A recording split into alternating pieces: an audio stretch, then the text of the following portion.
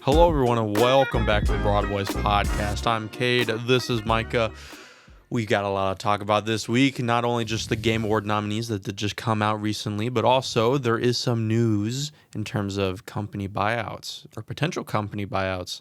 Could be quite crazy. In addition to that, I know that both of us are enjoying our time in our games, you would say. I've played one game this week. One game this week. And it was Black Ops. Black Ops 6. I did buy it. You did? I did. And immediately blew through the 2-hour time window playing Liberty Falls with you. Just as planned. As planned. Yep. Not going to let you just sneak by at a 159 no, to refund it. I mean, it worked. It worked. I got it. I've played it. I'm getting there. You had enough fun during the zombies to not leave. Yes. And I've been called a racial slur, so it's just like the old days. It's just like the old days. Oh my goodness, doesn't that feel good? Yes. And it wasn't even directed at me in particular. Oh, okay. It was a guy hot micing in a game, and he just said it when I killed him. Hot mic is great. I love hot mic. Yeah. Doing the hostage stuff. Mm-hmm. For those that don't know, if you can take a hostage just in any multiplayer game, and you can talk to each other while you're a hostage. Oh my goodness, there have been some amazing clips that have come out of that. It is funny. Yeah. I have also been playing Black Ops 6. In fact, that's been really also the only thing that I've played. I played a bit of Rivals, a bit of Balatro. I've been very busy, so yeah. it's been one of those. I know. I had 2 days of free time, and I played Black Ops, and that was it. Well, now that you're here, let me tell you about a funny situation. Yes. So From Software, correct? From where? From Software. Yes. Yes, exactly.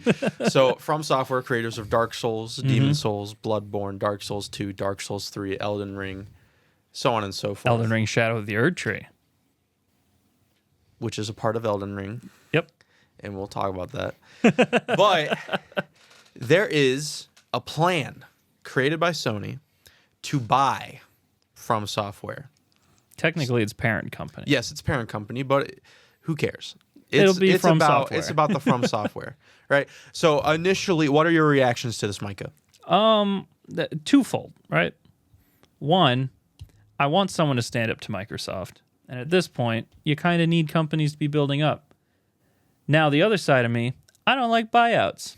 I like when these companies make their own games without some corporate overlord, especially Sony, who keeps making really dumb decisions. Do you think Sony needs to really compete with Microsoft at this point, though? I mean, Microsoft's strategy isn't exactly doing them a ton of favors. No, it's not, but they still have the girth. I think they still have the potential, I think is what it's at, is where Microsoft has all these companies now, and even though they still got a cross-release Black Ops 6, they might get to a point where they sell enough Xboxes where they don't need to. I think Sony picking up From Software just kind of makes sense with their history, right? Bloodborne was an exclusive.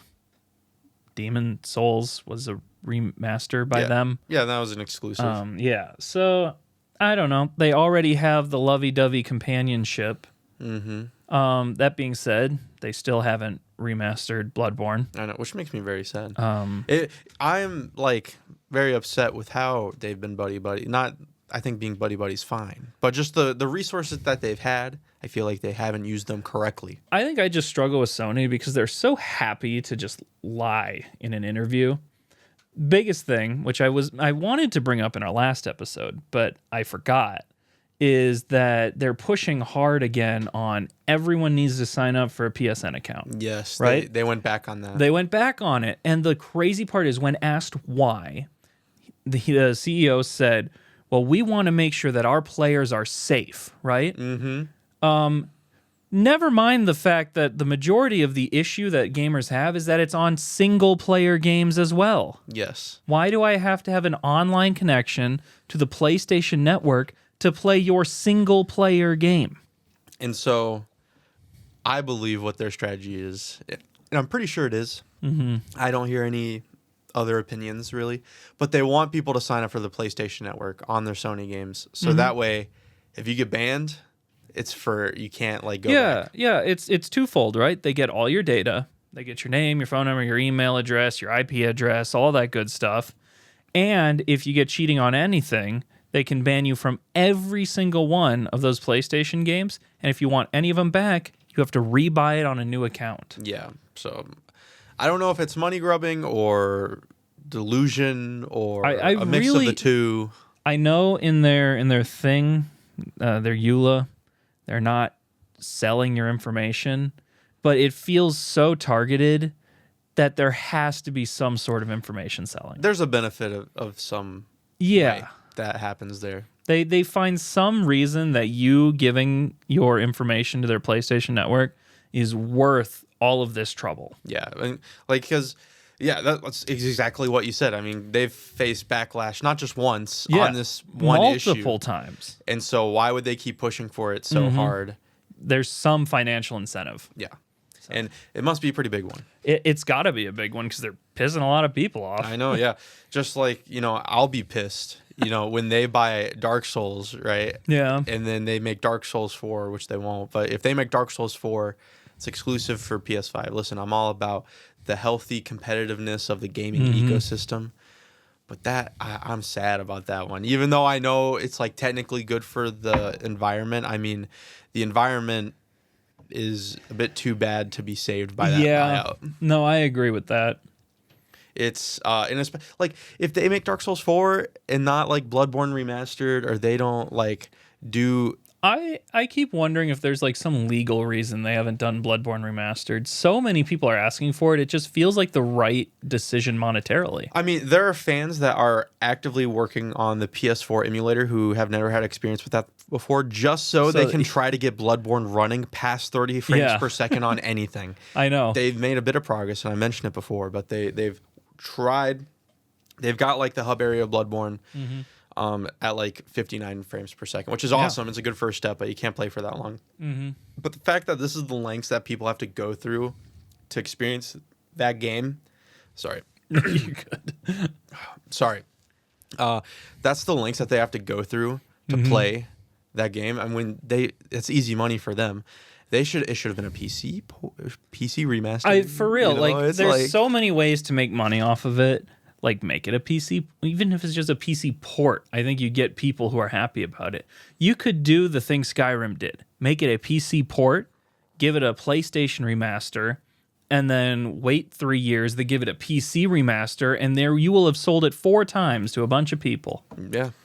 And it's funny because people get annoyed at that, but when it's a game that they want, they're like, yes, please. Yeah, exactly. I'm the same way, I'm like, yes, please. I've never played Bloodborne. I want to. Yeah, I want to too. I haven't bought a PlayStation. Haven't bought a PlayStation. I know. And that's just how it is. I mean, I just got to live with that, and I'm doing pretty well so far. I'm doing okay as well. But it doesn't mean I don't want to play it. I really do want to play it. I want to play it a lot. Excluding a PC market is like shooting yourself in the foot these days. Because it's not your competitor. Yeah, it's not your competitor. Though, I mean, it's with Windows getting into the PC gaming stuff, it's fine. But I mean, if you just put it on Steam, Microsoft doesn't benefit from a Steam purchase. Yeah, exactly. Like put it on Steam. Your competitors aren't getting any traction from it. Yeah, I mean, and you gain a large chunk, a lot of people. Sales. Yeah. So I don't know why, and because that's the decision that they've made with Bloodborne. It makes me not confident that they'll use FromSoft wisely. That in conjunction with all the other decisions that they've made in this past year does not make me confident. It makes me sad that it's going to Sony, I will say. And we're like, oh, you want like good, you want good competitiveness. Yeah. I'm like, yeah, great. I hate that it's going to Sony. Yeah, no, I completely agree. I mean, there's room for an indie company to come up in this mess, right?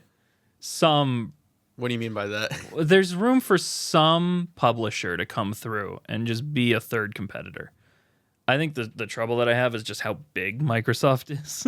What do you mean by like compared to Sony and Microsoft? Like try to it's not even Sony. Sony as if you're an indie publisher with several large hits, you're closer to Sony than Sony is to Microsoft. In terms of value? Yeah. Okay, that makes sense. Like Microsoft can buy 20 that's Sonys. Not really. I think we should count like Sony gaming versus Microsoft gaming because the other parts of their company carry them so much. Well, I know, but even just Microsoft gaming, right? I mean, I think it's easier to look at the market share. Yeah, than the actual... Xbox and Xbox Live services hold a significant market share. It's like since 360 and PlayStation 3, doesn't it like then you could compare apples to apples, right? Yeah. But nowadays, Xbox just is the default gaming console for a lot of people, a lot more people than Sony is. I mean, I almost get the feeling that when it was like Xbox 360 versus PS3, where everyone initially jumped on the 360, but then as the consoles went on, more and more people bought the PS3, to eventually it outsold the 360. Yep. I'm seeing more and more people, some who even have PlayStations, jump on the Xbox train because of really Game Pass. That's the big thing. Of course it's Game Pass, right? Because you can just load up any game you want. And you can play the new Call of Duty if you have Game Pass. Day one on Game Pass. That's pretty big. I mean, for a lot of... I mean, I don't know how many members of Game Pass there are, but I imagine that's a huge selling point. Millions. I'm sure, millions. Millions. Active $1 users. million. Probably millions less. But yes. Yeah, so we'll have to see. All this is just rumors. But it's not really rumors. The plan exists. The plan is real. It's just... Will they take it? Well, yeah, will From Software take it? Will they take it? That is the question. As if there's enough money. I mean, I think it'd be great if they steelballed them and was like, we'll do it, but you can't... some releases can't be exclusive. Yeah. So I'd prefer that outcome, obviously. But, if I'm Sony, I would make the same decision because that's a heavy hitter that you work closely with. No, it's a great decision. Making banger after banger after banger. Yes. Where do they even go from here now? Don't say Elden Ring 2 because I don't think that's going to happen. I would almost want them to take a new sort of semi-modern approach similar to Bloodborne. Because the whole Dark Souls franchise is, well, it's used. I think they can go more places with it, develop new worlds and everything else. I think there's always a place for it, but I think it's time for them to make something new. I don't know. I mean, I think I'd be fine with anything they make as long as it has what I love about FromSoft the most is their level design. And I felt like that was kind of missing from Elden Ring, just because that's how it had to be. My favorite part is the part where you're locked into the tornado place at the end. Yeah. Because it just has good level design, you know? So I hope that whatever game they make next, that's not named Armor Core, has good level design.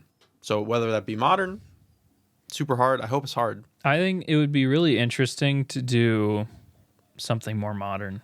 I would love to see a From Software spin on it, I don't know. I mean, fast projectiles are never really... That's not what they're used to. Not unless they lock you into something like Silent Assassin in a modern setting or stuff like that, right? Yeah. Like more Ninja John Wick-esque. Yeah, that makes sense. I could see that. I mean, we'll have to see. I don't even think we know what their next game's going to be. Yeah, I'm not a creative genius. Like Miyazaki. Yeah. But... I don't know if creative genius is the right word for him. More like psychopath or sociopath. Yeah. Or other paths. He's a path with a lot of creative people around him. Yeah, exactly. Yeah, he makes good games. They take his pathic vision and turn it into something. Though it's getting more mild and mild. Yeah. It's just getting easier. Well, I and mean, easier. good on Miyazaki, right? For getting 2 Game of the Year nominations in 2 years. Yeah. Really, really good on him, right? Okay, we're talking about it. Game of the Year nominations. Yeah. Oh my goodness. For 2024. I'm not the happiest. Now, I would like to clarify for anyone out there, there was never a rule that said any game could not be a Game of the Year nomination.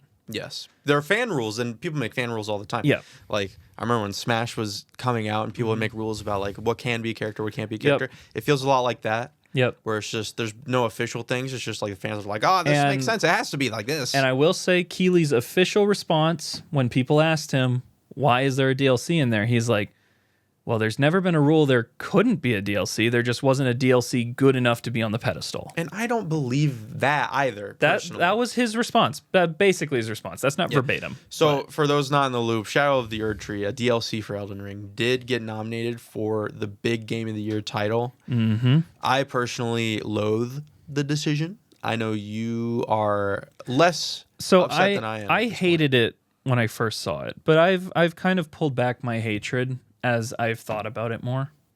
And let's just start with, let me read off the nominations quick. Yes. So for this year, right, you have Astrobot, Balatro, Black Myth Wukong, Shadow of the Erdtree, Final Fantasy VII Rebirth, and Metaphor ReFantasio. All right. Before we go too crazy on the DLC stuff, I know I said I wasn't that happy. I love this list. Yeah, no. I'm very happy. I think this list is good. All right, what do you think the weakest link here is? Mine is Black Myth Wukong. I think Black Myth Wukong is the weakest link there. That's interesting. I frankly think it's Astrobot. Yeah. I mean, that's completely fair. But I think Astrobot's a great game, but there's a lot of other games that I think deserve a spot on the Game of the Year list, and that's not Astrobot. okay. So I voted already, right? And I chose Black Myth Wukong personally. For Game of the Year? Yeah. That sounds crazy to me. I picked it. Okay. Have you beaten it? So once again, I'm in the last act. I just need to actually fight the last couple bosses. It's just wanting to put myself in that boss fighting thing instead of just shooty mode. I'm so fried after work these days, I want to turn my head off. That's just kind of where I'm at. I haven't played any strategy games. I haven't played any of my city builders. I haven't touched anything that I have to think too hard on. Black Ops is a good turn off your brain game. It is a very good turn off your brain game. And so I've been playing That's what I was Black Ops. telling you. So, it's like, It's really nice to just sit in Discord and talk with somebody and shoot people. Yes, it's or great. run around with a knife and knife people. Yeah. And it's fun. I'm happy Metaphor's on there. I'm really happy Metaphor's on. And the biggest surprise to me was Balatro. I am so happy that it got on the nominees. It's a full-on indie game, right up there at top. A lot of nominations.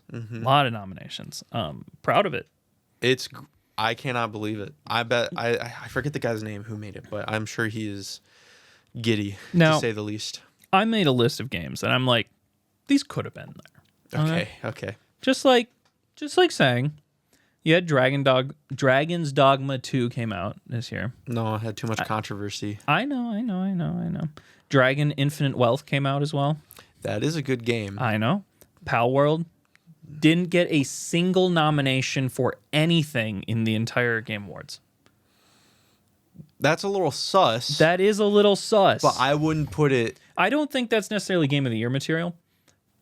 But it's kind of sus. What category? I guess art direction. Art direction, man. All right, but I don't like the art. I think the art direction's not that good. Anyway, Animal Well didn't get up there, which it's there are a lot of people who would have probably said Animal Well over Balatro. I think you're wrong. But that's me. This is one that I think if Shadow of the Erdtree wasn't there and Astrobot wasn't there, Helldivers 2 would probably be there. Yeah, Helldivers 2 wasn't on there. No, it was not. Same with Warhammer 40K Space Marine 2. Very well received, very successful game. Really pushed the genre, really pushed the bounds of enemy units on the screen. Like it's pretty cool. I'm surprised it didn't really get up there. Tekken 8 and Stellar Blade also. Yeah, Tekken 8 is up there for fighting game, and honestly, it's an amazing. Another one. Silent Hill 2 remake. Yeah, I'm pretty happy that's not on the Game of the Year nominees, if I'm being honest. It's a great remake. Yeah. Like, I don't know if you've seen the voice acting in that game. Yeah. Or the performances. No, I've seen all. I think 2 of the actors were nominated for Best Performance. It should have been all. They should have just been in that. They should take the whole category. I think it was fantastic. I think, okay, so this is where I've kind of gotten. Now, let me tell you why I don't think Shadow of the Erdtree is necessarily a wrong decision. I agree with you. DLC should have their own category. The problem is, are there enough DLCs to make it worth a category? Yeah.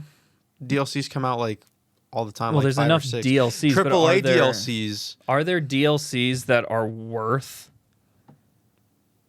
nominating? Like, here's the deal. Yes. If Shadow of the Erdtree was up against any other DLC, would you even... Yeah, if it was up against Binding of Isaac Repentance.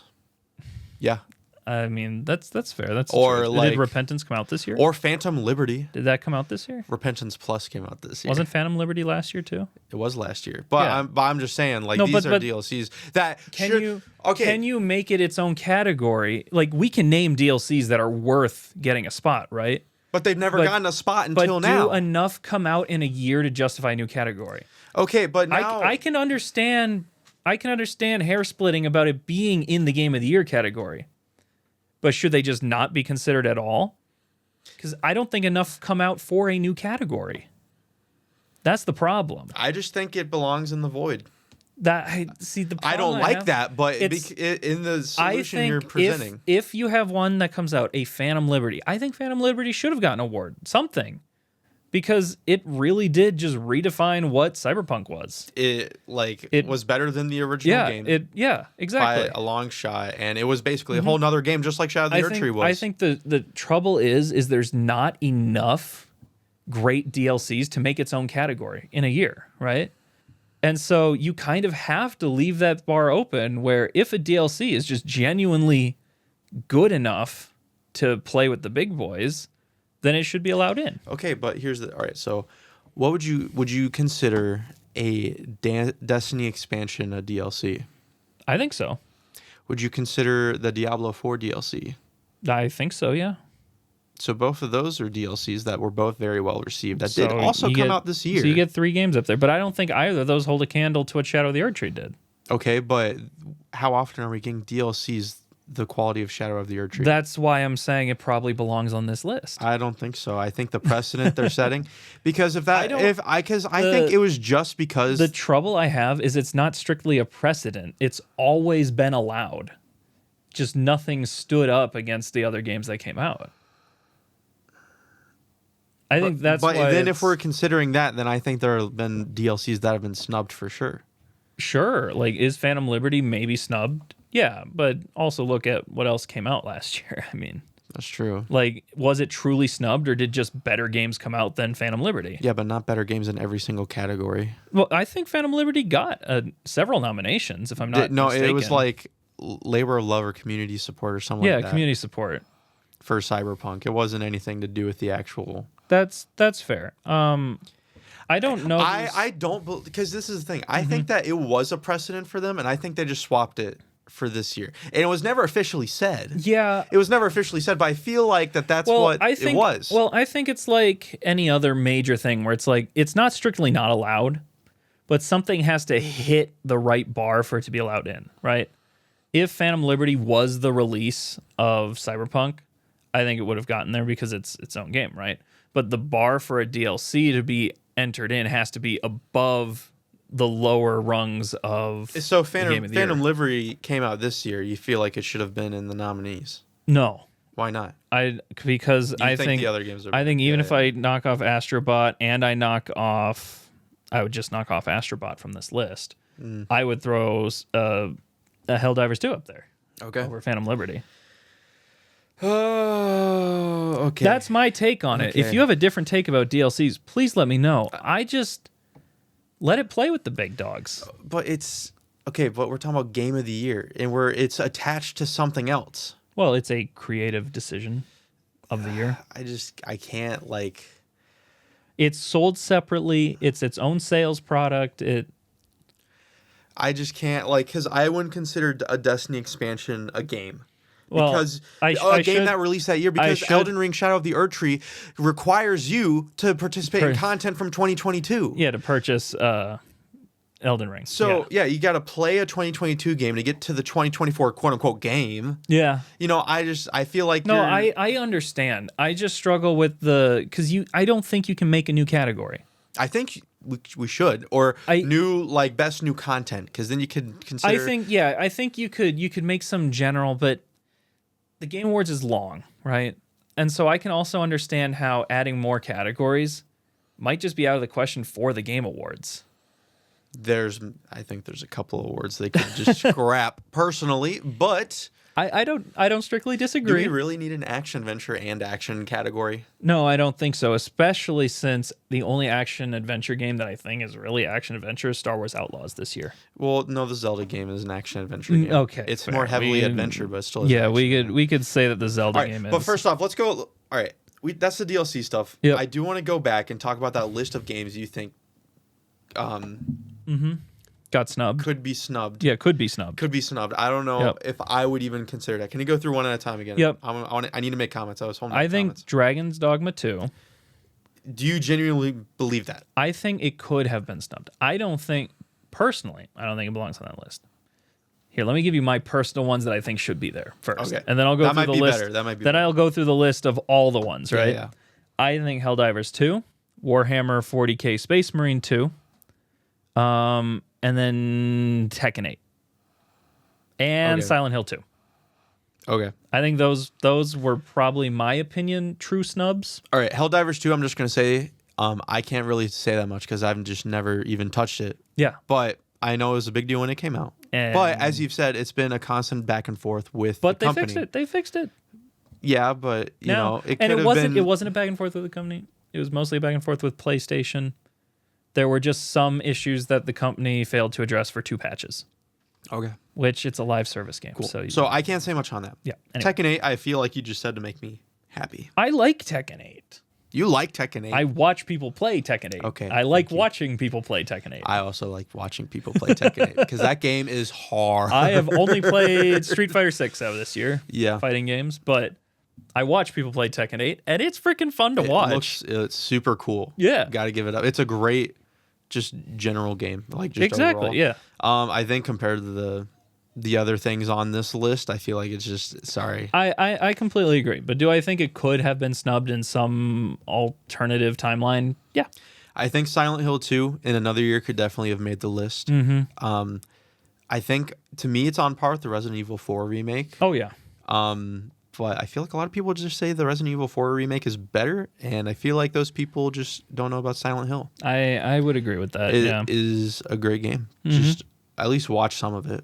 Yeah, is watch what some would of it. be my recommendation. The voice actors did so much good work. Like, Yeah. you want to talk about some of the best voice acting of this year, of maybe outside of like the Baldur's past Gate. 5 years. Yeah, No, I think it's better than You think Baldur's it's better? Gate. Okay, fair enough. Think about the quantity of Baldur's Gate voice That's acting. the- You yeah. know, the Yeah. Silent Hill 2 script, you had a lot. You could be a lot more dialed in. Yeah.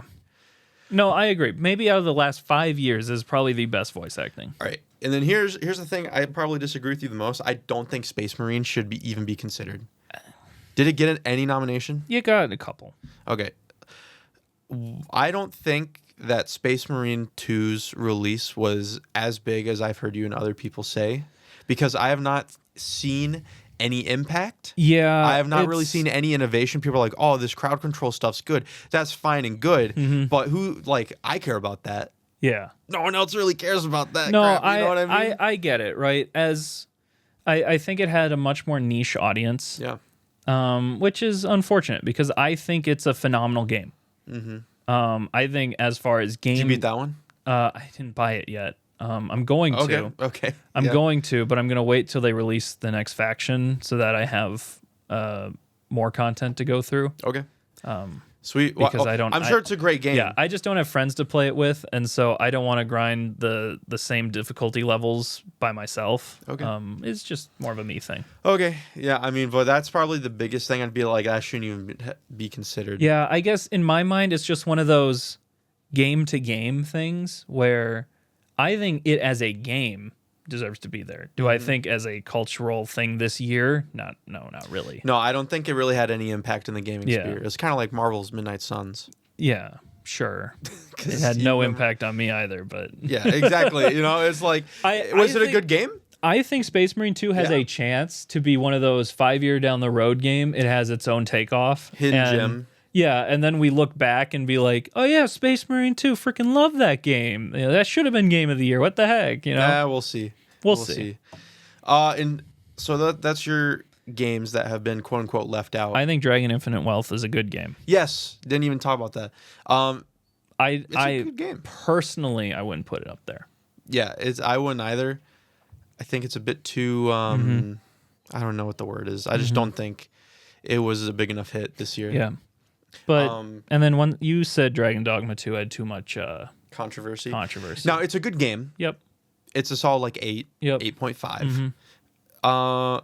The follower system was kind of like the big thing. Like, this is what's going to innovate, and it didn't really deliver on what it was kind of like. I think it. I didn't play it. I watched it a little bit, gameplay, enough to make my own opinion. I think it's a fine Dogma game. Great. And that's about it. Dragon's Dogma 1 is probably like way, way better in my opinion. So, it is. It's definitely better. Yeah. Yeah, I mean, that's my opinion on at least the Game of the Year nominations. Yeah, I have a couple games too that I think could have been snubbed. And not, well, I'll say Persona 3 Reload first, just because it didn't get a single nomination. And I know the reason why is because Metaphor came out. And so you're going to go with that one over, and then if you're going to have 2 Atlas games, it doesn't make sense. But I do want to give it its props. Really good game. Like, I like Persona 5 better personally. I'm liking Metaphor better. Yep. But another really good Atlas RPG, got to give it up. Yeah, no, a good game. I personally wouldn't put it on the list. No, that's fine. But would you have put Metaphor on the list? I would have considered it. It wasn't in my list of snub choices, but... Because it made it. It's a nominee. Oh, yeah, it's right there, Metaphor ReFantasia. Yeah. So... Yeah, it wasn't on my list of snubbed ones because it's on the list. It's on the list. Yeah. No, I think yes, it's there. Great. Fantastic. Another game that, and I've mentioned this before, but there's this game called Yellow Taxi Goes Room. Now, I'm not saying Game of the Year snub because there's no shot that would have won, even though I think it's one of the most fun games that came out this year. But I wish it was on the Indie Game of the Year. Yeah. I wish it was.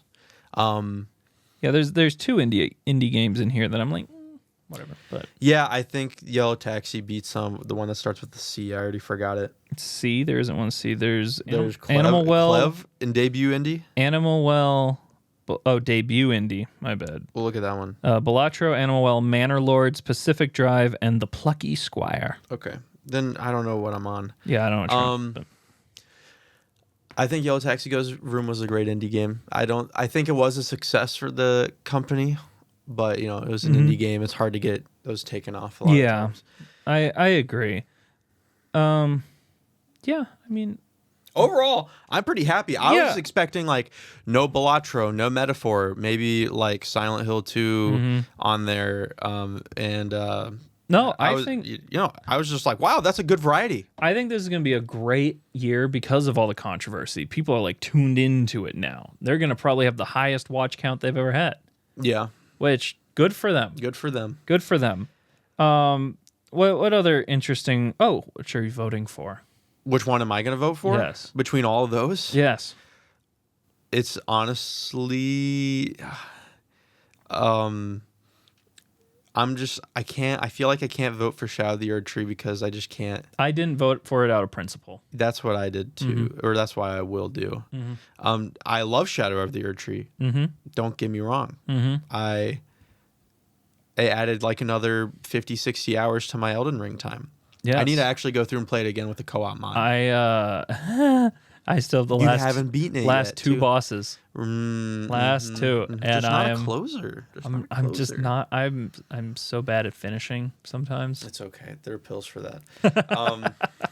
So I just between all of those, dude, that's tough to say. I think I got to go Balatro just because it's on there. I figured you'd say that. It's on there. Yeah. And if Balatro wasn't on there, I'd vote for Metaphor.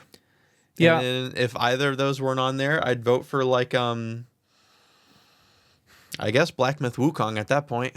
I chose Black Myth Wukong. I thought the voice acting was phenomenal. I thought the English dub. Yeah, the English dub was great. I liked it. Okay. I liked it a lot. I'm happy you liked it. That is generally seen as a very bad dub. That's crazy because, maybe there are some characters I thought were janky, but I thought that overall it was pretty good. Okay. That's fine. No, okay. I guess you could. So the opening cutscene, where he's like, it's him against the I forget his name, and all the giants, and he's like, you know, I just can't. Let me think of a line. It's like, so you've come to challenge me at the top of my mouth. Like, that's what it sounds like. I thought it was good. I thought it was great. I really enjoyed it. I have watched a lot of dubs that I think are atrocious. Like, this one, I think was really good. I genuinely think it was really good. And I'm not the only one who thinks that. No, I know you're not the only one who thinks that. People, but there are groups that think everything. I think generally it's not seen as a good dub, though.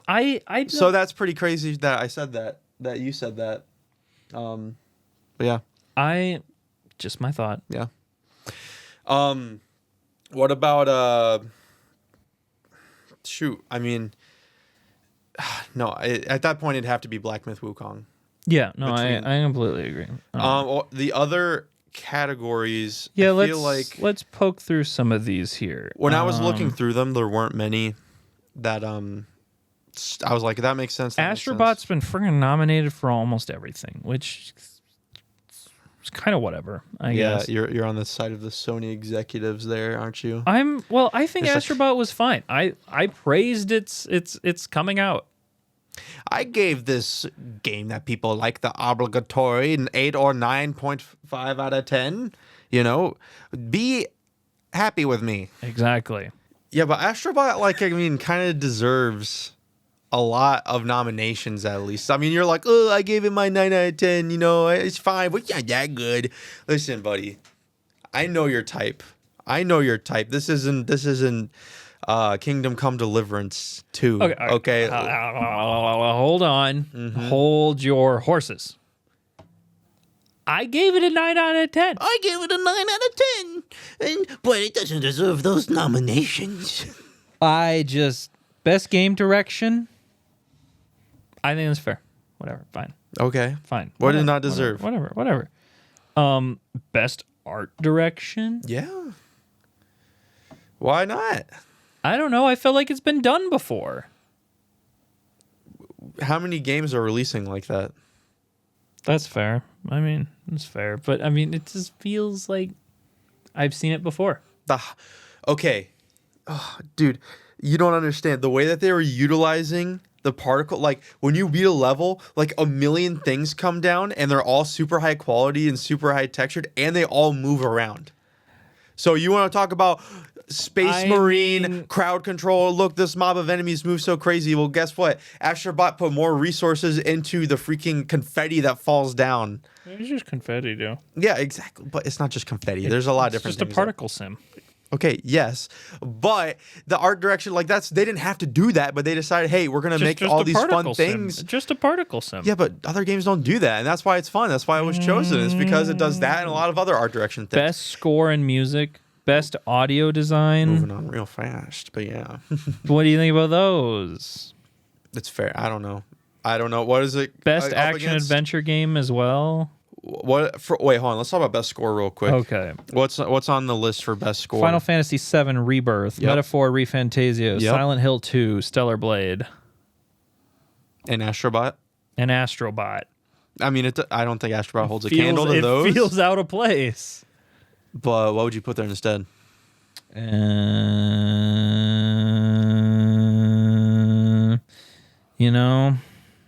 What would he put there instead? Let me look at my list. Let me look at my list. I don't think it's Helldivers. It's not. Although the main score for Helldivers, I'm sure is good. But I don't think you'd put Helldivers there. I mean, I don't think you would. Animal Well. Have you played it? Yep.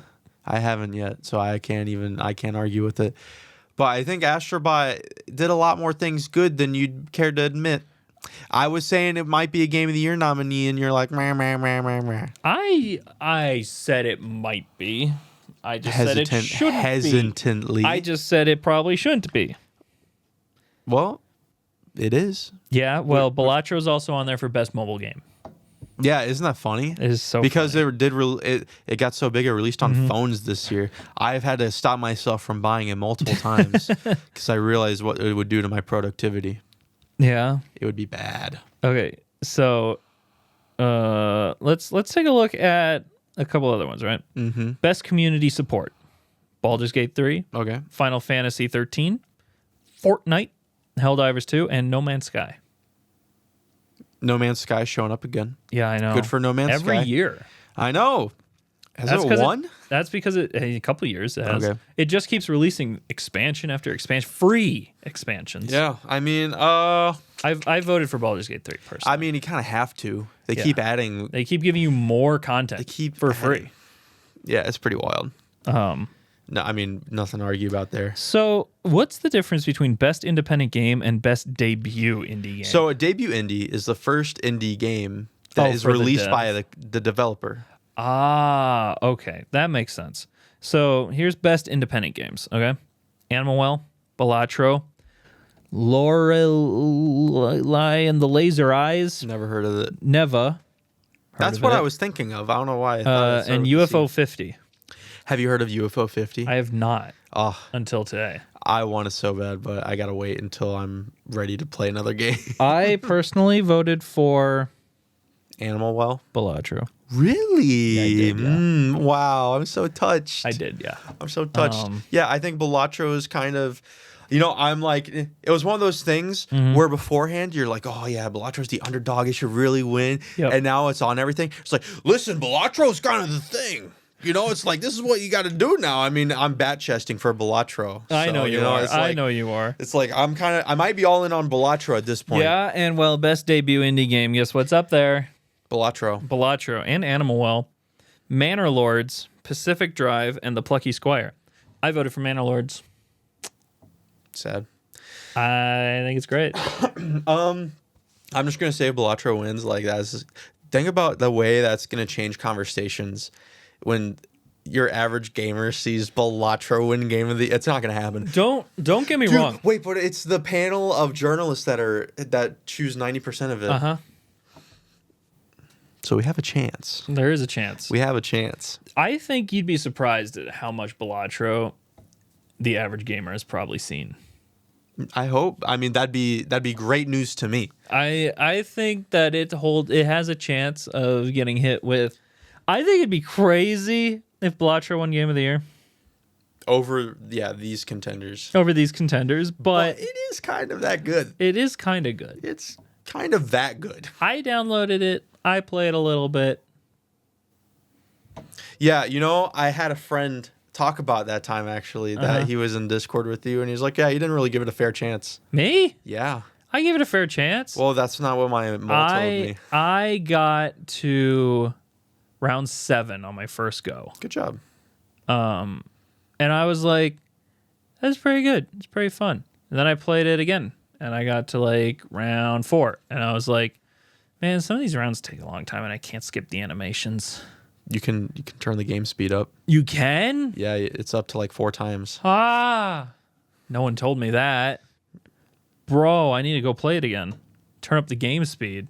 That was the largest pet peeve I had with the whole thing. Oh yeah, you can change it. It's Well, a big button right in the main settings area. I didn't see it. Okay. No, that's fine. That's fine. But no, if I had to play it on 1 time speed, I wouldn't enjoy it that much either. Yeah, Well, I would still enjoy it. It would just be.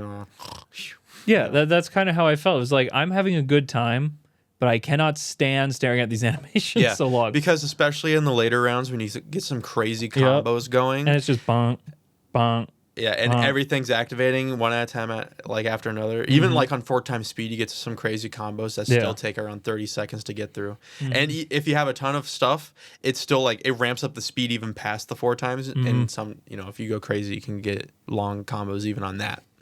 So Yeah, no, I enjoyed the combo building. I think, well, I don't know, it's a deck builder. I kind of. if a deck builder indie game wins, that is gonna shake things up. I completely agree. Don't get me wrong. That's kind of why I want it to win.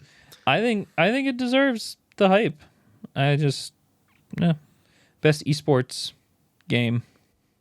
I mean, Same picks your for, like, standard ever. picks as ever. Yeah. All right. I mean, also, I'm surprised Rivals 2 didn't show up anywhere. Yeah, I am too. I'm pretty surprised. Yeah, I mean it's. I think I know. I mean, the reason why is it was released in a state where it's like, hey, we're releasing this game, but it's going to be a live service game where we're focusing on it being a competitive platform fighter. Yep. However, Nickelodeon All-Stars Brawl 1 and 2 have been nominated for Best Fighting Game before. Yeah, that's where I'm like, okay. That's the weird part. But But it always has a chance as a live service game to come up in the future too. That's Doesn't have to be on release year. I think the boat has left personally. That's I don't fair. think we'll see Rivals 2 in that list ever again. That's fair. But most anticipated game. This is the last one we'll cover, I think, and then we'll move into Game of the Year for 2015. Yeah. Most anticipated game. The nominations were Death Stranding 2 on the beach. It's the beach episode for Death Stranding. Yeah. The filler episode. Ghost of GOTY, Grand Theft Auto 6, Metroid Prime 4 Beyond, and Monster Hunter Wilds. Honestly, I'm excited for most of those games. I am too, but Grand Theft Auto 6 has not been announced for next year. Well, it doesn't have to be announced for next year. It's just most anticipated. Elden Ring won like 2 or 3 years in a row. That's fair. I think GTA sweeps personally in terms of what I think is going to win. Yeah. I think Monster Hunter Wilds stands a good chance. I love Monster Hunter Wild. I mean, love the I thought played of the it. beta. I played the beta. I downloaded the beta and never played it. Yeah. I mean, I played it for maybe an hour, dude. I did not have much time that weekend, Yeah. but I was so sad, but I loved what I was seeing. And I stopped playing specifically, so I was like, oh, wait, I got to wait for someone else to get on. Because I played it, I was playing it by myself, and I was like, oh, I was loving it. I was like, I need someone else to be here. Right Yeah. but it never happened that weekend, so that was sad. But it's fine. I'm buying the game. It's just going to happen. It's going to be great. Yeah, I think I'm going to have a good time. I'll buy it with you. That's my anticipated game, for sure, 100%. Metroid Prime 4 is actually right next to it, just because I need it to be out, so that way people stop talking about it. Same with Pikmin 4, same with all those other 4s. I'm really excited for Ghost of GOTY, which it's going to be exclusive As the non-PlayStation owner. At least for the first year. There were rumors that it's got a PC release coming, but there probably won't be any announcement till it's released on PlayStation. Yeah. Because they want their sales. I get it. Why wasn't Phantom Blade 0 on most anticipated games? Because I don't think it was anticipated globally. I think it has a niche audience. I mean, when you go back and see the reactions to the trailer, everyone said that was like the best trailer. Well, just because it's a good trailer doesn't actually lead to long-term hype. Yeah, all right. It was like, was it 23 when that trailer came out? It might have been. I think it was 23 when the trailer actually came out, and we haven't heard anything since. So I think that's probably a big reason. But me personally, I mean, no, it's a PlayStation exclusive, but I mean that looks pretty darn good. I think it'll probably be good. I think Sony needs to get off its exclusive horse, and I think they need to get, I think things more on than the PC. exclusive horse, they need to get off, and everyone needs to get off the horse of let's announce this game 7 years early. It's because all their stocks start going down, and they're like, "Hey, wait a second, what's going to bring our stocks back up? Let's announce Elder Scrolls 6 years ago." It's like when the plane makers Boeing, who used to be engineer led, started getting led by the finance guys. Yep. That's why their company's basically dirt now. Well, it's not basically dirt because we have to prop it up, but you get what I'm saying. Yep. The quality is not there. It's kind of gone down. Kind of a lot, yeah. But I'm seeing a similar situation with that, with games. Where it's like it's all just marketing stunts, employees to get people talking, to get stock up for the quarterly report, yada yada. Well, that's because a lot of these companies rely on their stock share prices. Yeah, instead of their sales or their anything else, because they've grown a bit too big for their britches. Yeah, it's true. So, but then again, could an Elden Ring or God of War Ragnarok have been made without stocks?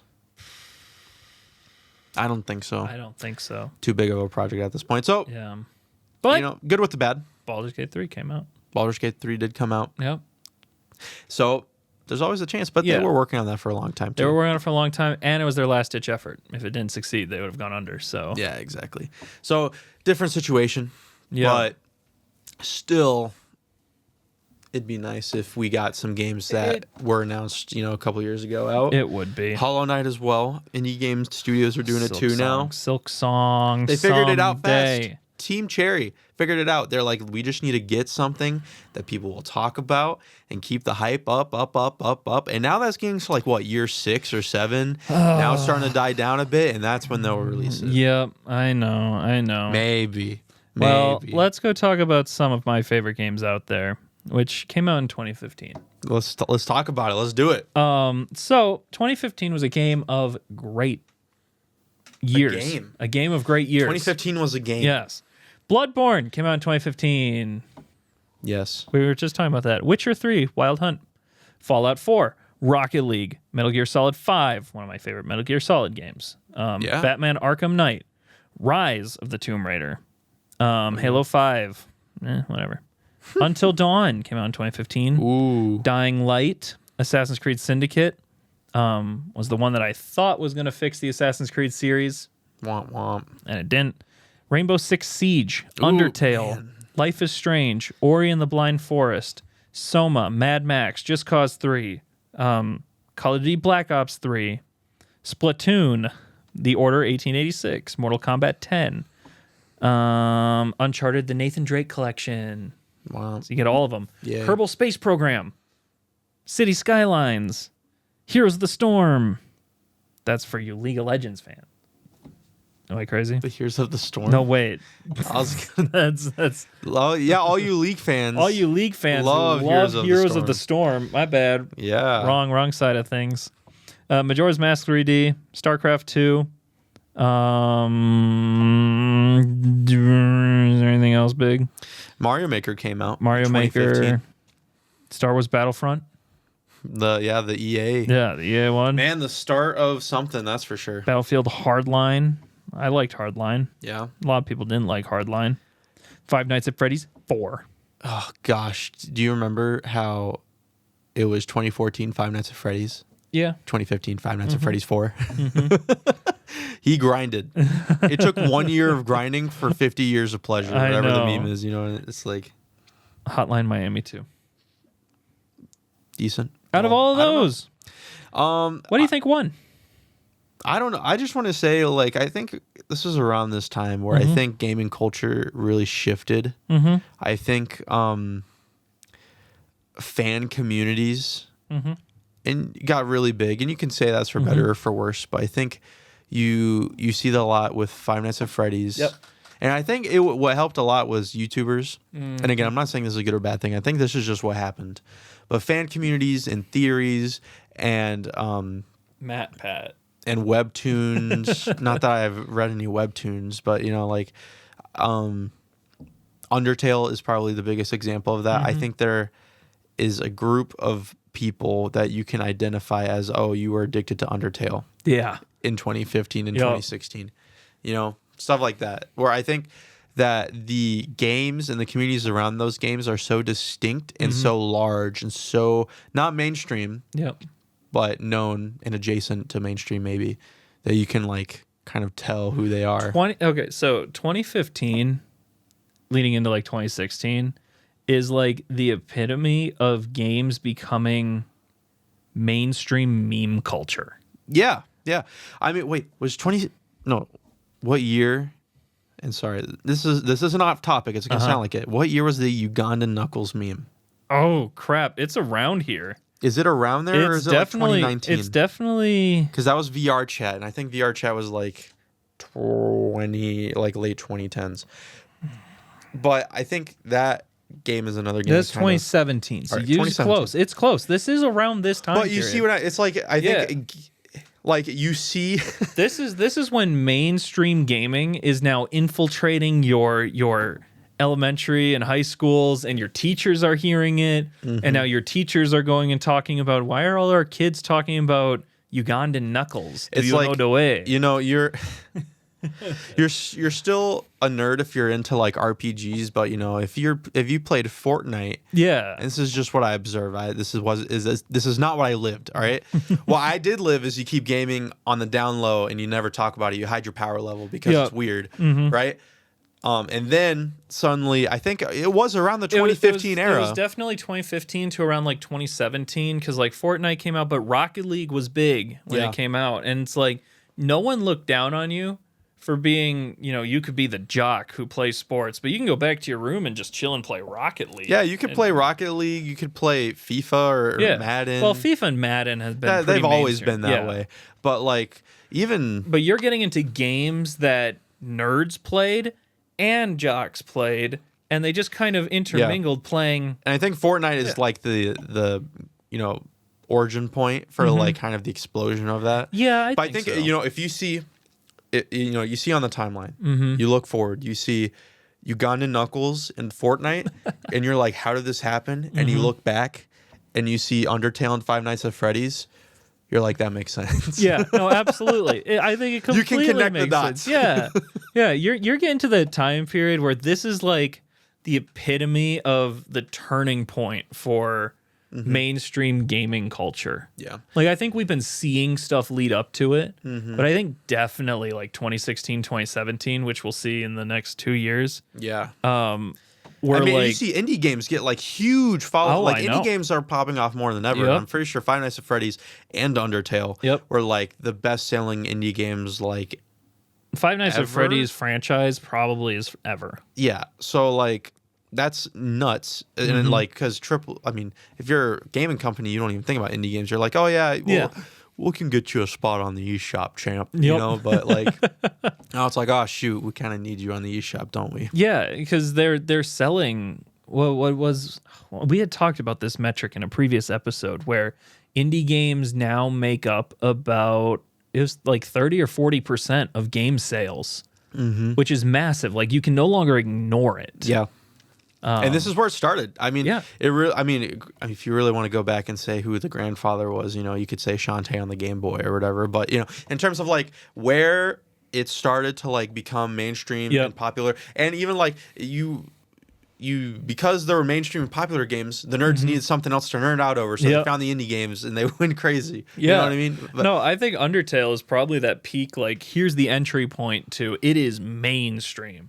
FNAF, whatever. But people know Sans Undertale. Yes, everyone knows. Everyone knows Sans Undertale, the meme, whatever. Even if they don't know the game, they know the song. Ba-da-ba-bum. Exactly. Boom. Right there. There you go. Case closed. Exactly. I think Undertale, great soundtrack, great game. I wasn't good at it, but whatever. It's now that's me talking about it objectively. Now let me get it a bit more personal about it. This is when all the weirdos started to feel like it was fine to be okay weird, to be a very weirdo. publicly facing. Yeah, that's now, fair. I'm sorry if you were an Undertale fan or whatever, but like I think you have to admit there are some like people thought it was okay to be like fan dubbing Sans and Papyrus get pregnant. And this is where it started to get really weird. Now I like Undertale a lot. It's a great game. But when you take that game and you kind of twist it in some ways, then I'm like, you are isolating 99% of people. Yeah. No, I know. The Undertale fan base was notorious for some very weird stuff. Yeah. Very, very weird. Yeah, absolutely. It's where it started because it did not go away. The Undertale people needed somewhere else to go after 2019 when they finally got bored. Furry culture. No, it's more than furry culture. Furry culture. No. It all leads back to the furries. You may be onto something. I know. I think I am. Okay, we can't talk about it's furry culture. We need to talk about the furry upstream. We're going to do an episode one of these days, and we're going to talk about furries because I have been to a furry convention. Not as a furry, as an interviewer. I interviewed a fox man. Anyway, and if you're watching, we'll do the furry episode at some point. Yes. Anyway, who won in 2015? Yes, who won in 2015? Well, the Game Enlighten Awards, year 2 of the Game Awards, yes, gave it to one of my favorite games Witcher all 3. time, The Witcher 3: Wild Hunt. However, the BAFTAs and DICE chose another good contender, I reckon. Bethesda Game Studios action role-playing game, Fallout 4. Yep. Really? I'm a big Fallout guy. Me too. Don't get me wrong. I I'm a big like Fallout guy. I like Fallout 4. I do too. It was the first game I played on the Xbox One. base Fallout 4 was kind of a mess. Well, it was kind of a mess. And I mean beyond the standard Bethesda fare. It's just one of those games where I don't think it's game of the year. I think Witcher 3 is game of the year. And I'm going to stand my ground on that. Do I think Fallout 4 is like over Bloodborne or like Metal Gear Solid 5? I don't think so. Mm-hmm.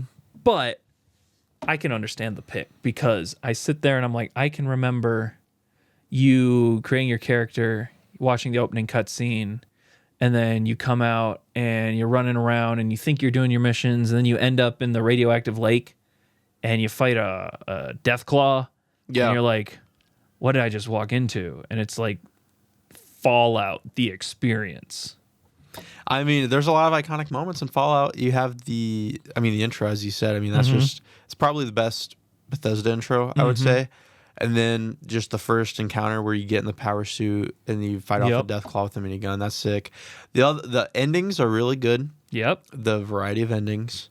What I think was a big miss was the settlement system. Oh, it was so bad. And you probably forgot about it until I said it. Because you could play the settlement system like it was Factorio. Yeah. Which was such an odd gameplay decision. I don't understand why they did it. Like, you could set up a factory. Like, what surprised me is that they fleshed out this whole settlement system so much for something that doesn't give you much reward at all or quest opportunities. Well, it was so you could feel like you were establishing a home in the wasteland. Yeah, but there wasn't any stories that came out of that. No, there wasn't. It was a base building aspect without really a necessity for base building. Because you can set up settlements, you could have people come, you could do quests for them, right? But you didn't need to build anything. And I don't think you remember how hard they were pushing the settlement system when the game came out. Yeah. I mean, I think the raids were cool. So the tricky part is, I think it was a cool mechanic. It just felt out of place in the game. Okay.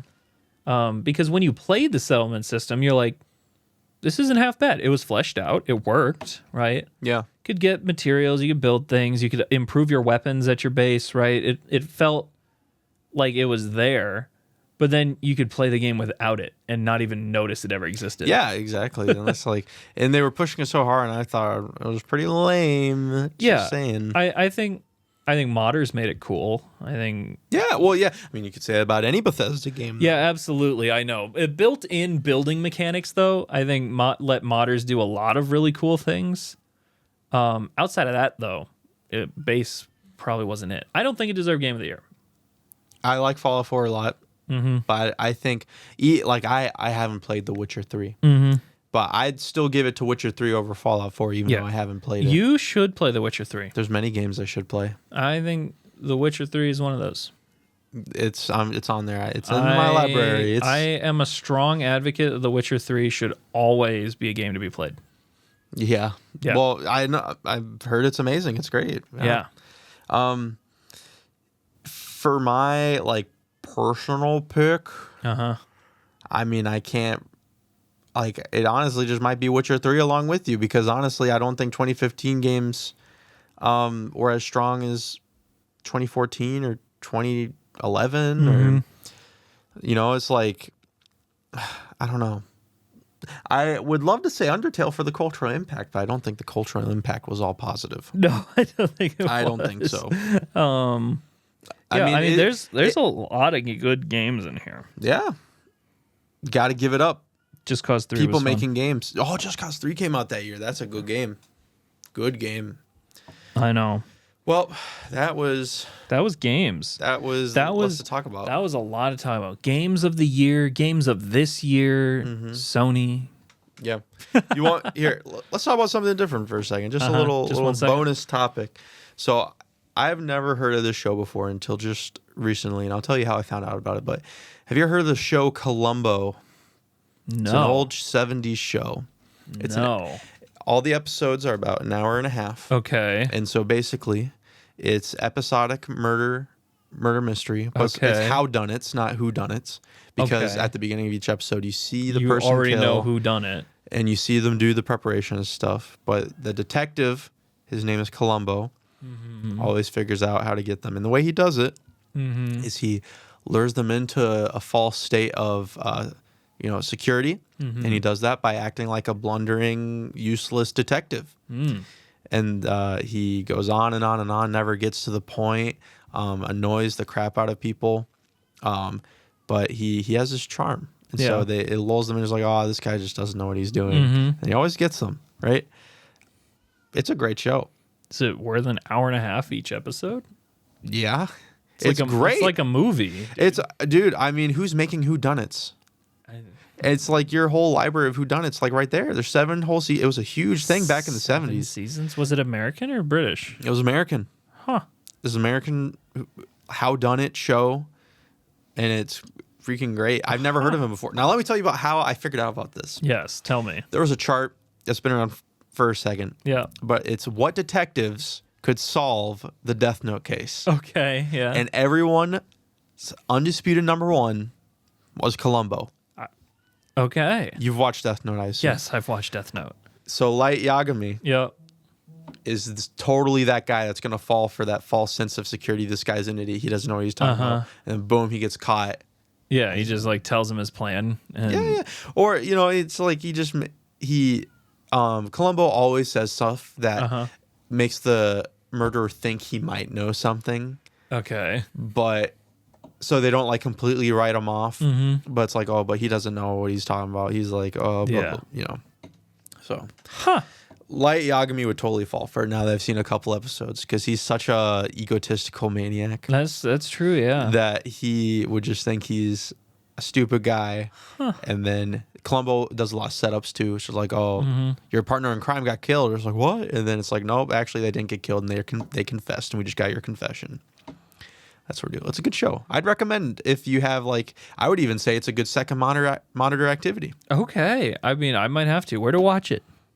I watch it on, I don't know, dude. That's all the smart TVs. They just have it loaded up and you just hit the button. Well, no, you just hit the button and then it plays the episode. I don't even know what it's on. I think it's on I think it's on Prime actually. Okay. It's on Prime. Well, I might have to watch a episode, but the first episode's great. I kind of really want to watch Dune Prophecy first. I don't know much about that show except that it's based off a prequel book. Yep. So good for them. But I'm pretty sure the prequel books were written by the guy's His son. Yep. Yeah. And so based off of his notes. Yes, based off his notes. Yes. Okay. So that's fun. Yeah, mostly written by his son. It's interesting because I can't remember his name. Something Herbert. Just like the first name. Yeah. But it's like inspired by the works of Frank Herbert.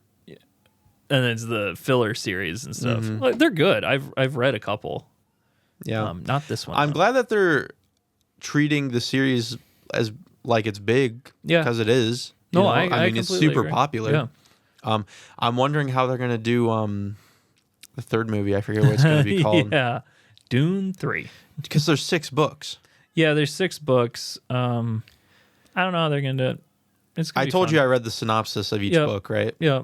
I don't know what they're going to do. I haven't gotten past I haven't gone to the time skip yet. Well, it gets kind of freaky after the time skip. Yeah, I know.